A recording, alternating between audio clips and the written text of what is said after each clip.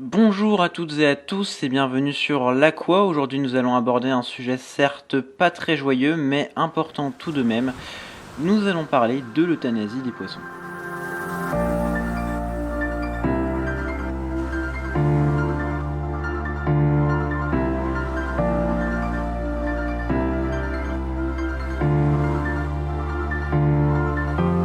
Comme je le disais, ce n'est jamais évident de devoir prendre la décision d'abréger les souffrances d'un animal, surtout un animal avec lequel on s'est lié très profondément. Cependant, lorsque l'on sait qu'il est voué à mourir et qu'il souffre de façon vraiment insoutenable, il faut, entre guillemets, avoir le courage, et il en faut du courage, de prononcer l'euthanasie par respect pour l'animal. Pour cette partie, vous avez tous mes encouragements car c'est vraiment pas facile. Une question cependant est importante, il s'agit du pourquoi. On est bien d'accord que l'euthanasie n'est valable que pour les cas où l'animal souffre réellement de manière insoutenable et lorsqu'il est voué à mourir. N'allez pas euthanasier un poisson parce qu'il est dans un aquarium trop petit alors que vous pouvez le vendre ou bien le donner. Ne tuez pas non plus vos poissons puisque vous en avez trop, si vous avez de la reproduction, que vous arrêtez ou que vous avez une surpopulation, ou puisqu'ils présentent des défauts physiques, ce que font malheureusement beaucoup d'éleveurs. Une euthanasie doit rester extrêmement occasionnelle, uniquement dans les cas de maladies incurables, comme par exemple la tuberculose. Il existe plusieurs moyens d'euthanasier un poisson sans qu'il ne souffre. Je ne vais ici vous présenter que deux méthodes. Ce sont les deux méthodes les moins gore, parce que certaines sont vraiment horribles, bien qu'elles fonctionnent. Par ailleurs, notez qu'il s'agira d'une simulation. Je ne vais pas filmer d'euthanasie, je vais faire semblant, pour des raisons assez simples. Je ne veux absolument pas vous choquer et rassurez-vous. Ici, il ne sera question que de la partie théorique, de la préparation, et vous pourrez regarder toute la vidéo sans crainte, que vous soyez sensible ou non.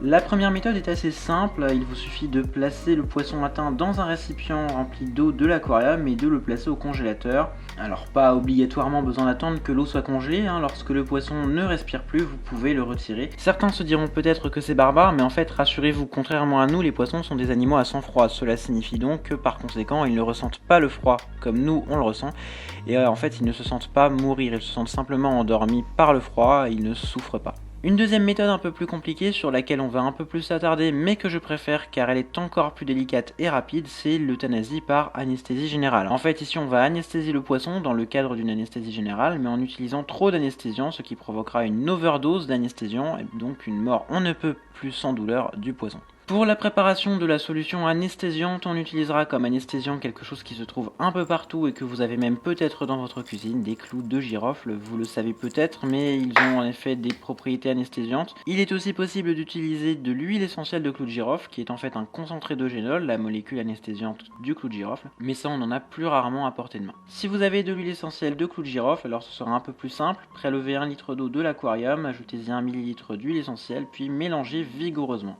Notez que les quantités sont proportionnelles, donc si vous voulez obtenir 2 litres de solution anesthésiante, on utilisera 2 litres d'eau de l'aquarium, puis 2 ml d'huile essentielle de clous de girofle. On peut également obtenir un équivalent, comme je le disais, avec des clous de girofle. Pour ce faire, on écrasera 20 clous de girofle minimum à l'aide d'un pilon et d'un mortier, par exemple.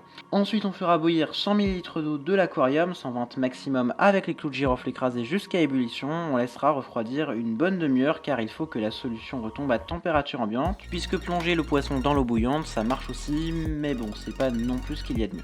Dès que l'eau est à la bonne température, ou bien immédiatement si vous avez utilisé la méthode avec de l'huile essentielle de clous de girofle, on viendra y introduire le poisson. On lui laissera au moins 30 minutes, même s'il tombe inerte en quelques secondes. Au début, le poisson est simplement sous anesthésie et pour ne pas risquer de lui permettre de se réveiller, il faut attendre une bonne demi-heure. C'est d'ailleurs pour la même raison qu'on mettra bien 20 clous de girofle minimum dans si peu d'eau.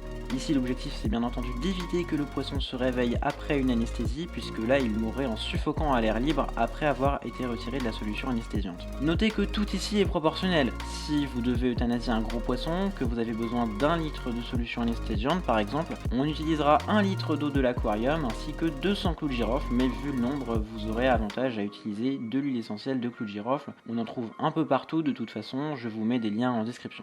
Et voilà, cette vidéo touche désormais à sa fin, j'espère réellement qu'elle vous aura aidé, je vous souhaite une nouvelle fois bon courage si vous devez mener cette opération. Pour ma part, je vous dis donc à très bientôt sur une meilleure note pour de nouvelles vidéos sur l'aquariophilie. Salut à tous!